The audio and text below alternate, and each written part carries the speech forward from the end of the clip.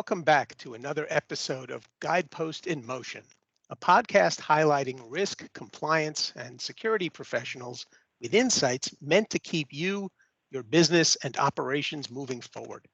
My name is Ken Mendelson, and I am a Senior Managing Director at Guidepost Solutions. Joining me today is Joe DeMarco, a partner at Devore DeMarco LLP. Joe has years of experience counseling clients on issues involving information privacy and security, theft of intellectual property, computer intrusions, online fraud, and the lawful use of new technology. And today he is here to talk with us about managing risk in the face of ransomware. Joe, thanks for joining us today. Ken, thanks so much for having me, and thank you to my friends at Guidepost for putting on this program. Oh, great. Joe, so let's get started. Ransomware is a problem that many of us are all too familiar with. Throughout your career in private practice and in the government as an assistant U.S. attorney for the Southern District of New York, you've handled a host of cybercrime investigations. I'm sure some of them have involved ransomware. Would you describe some of them for us? Sure, Ken, I'd be happy to. And, ransom and extortion have been around, of course, for as long as human beings have been around. And so it's not surprising, therefore, that with the advent of computers and the switch to the digital economy, ransomware actors and extortionate defendants, criminals, would also migrate into that environment as well. I first prosecuted a cyber extortion case when I was a federal prosecutor over 20 years ago. And it involved the threat to release damaging information about someone unless certain monies weren't paid to the person with the information. It's obviously blossomed since then. And certainly I would say that what we today typically describe as ransomware, which is a species of or a form of extortion, really came into being on a large scale in the last 5 to 10 years. And in the last 5 to 10 years, ransomware has gone from kind of the fringes of the cybercrime economy to the heart of the cybercrime economy.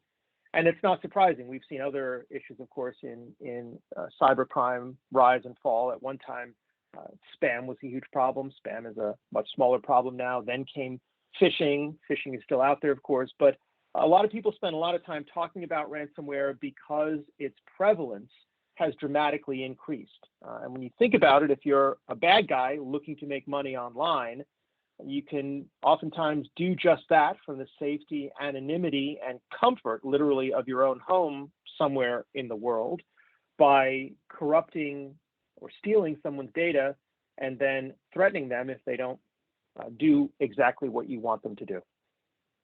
Yeah, it is truly the current scourge, if you will. And you really do bring up a very good point about this upward trend in the number of attacks.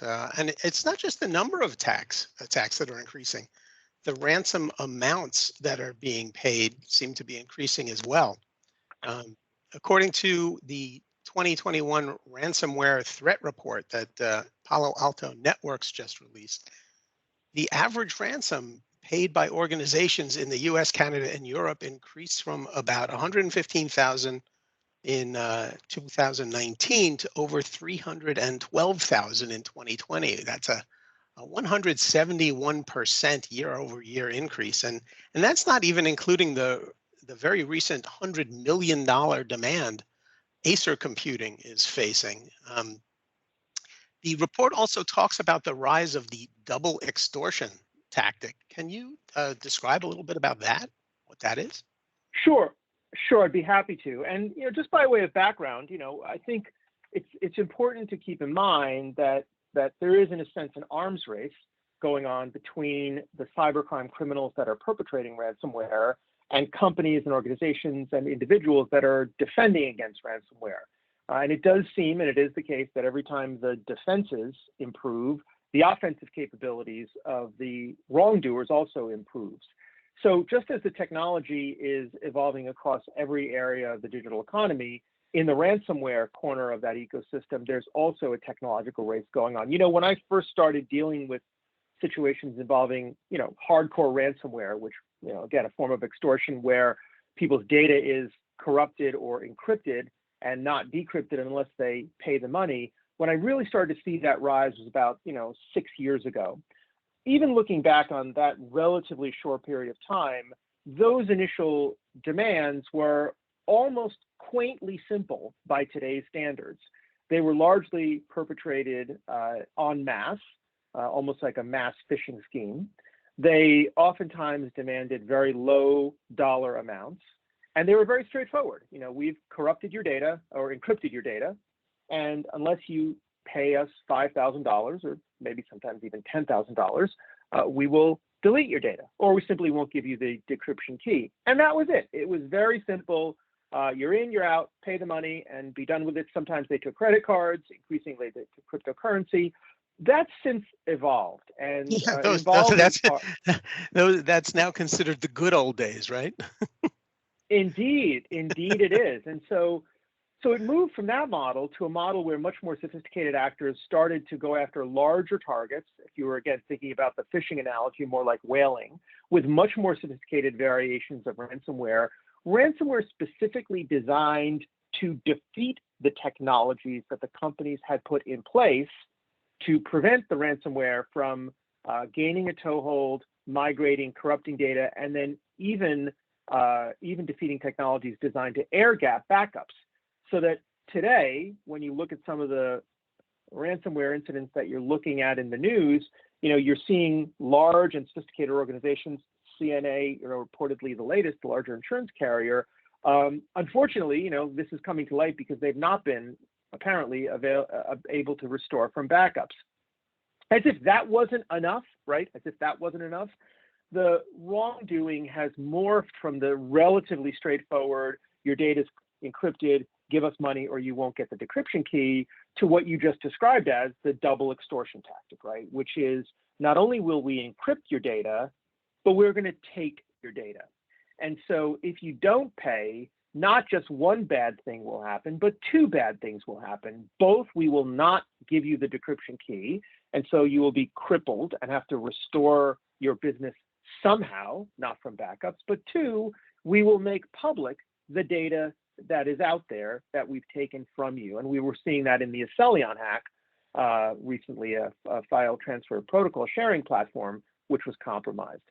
The other thing we're starting to see too is what I call the double extortion supply chain tactic or version of it, where you're not just going after a company, but you're going after a provider of services to many companies, right? Acelion, for example, a file transfer platform that services many, many companies, including major law firms. More problematic, rigorous, and increasingly sophisticated actors are spending the time necessary to defeat some very sophisticated defenders. And that, quite frankly, is troubling. It really is. And I know healthcare as an industry has been in the crosshairs of ransomware attacks, particularly because the PHI, the protected health care information, has high value, on the dark web. But are there any other verticals that seem to be targeted more than others? Well, I'll tell you this. I'm seeing all industries being affected. I think what really keeps people up at night, and this was reported in the New York Times only a few days ago, there was an interview with a senior official of a major automotive manufacturer, which talked about, what happens when we come to the day where there's a ransomware attack that is perpetrated against a major car company that essentially cripples all of the fleet of that car company, whether it's the car company and its vehicle purchasers, or a car rental company, one of the big backbone providers. Essentially, when you think about it, cars are data centers on wheels. And how do we think about the day, that dark day, and how do we prevent that day from coming, whereby ransomware actors launch malware, which essentially makes it impossible for anyone to start their car, right?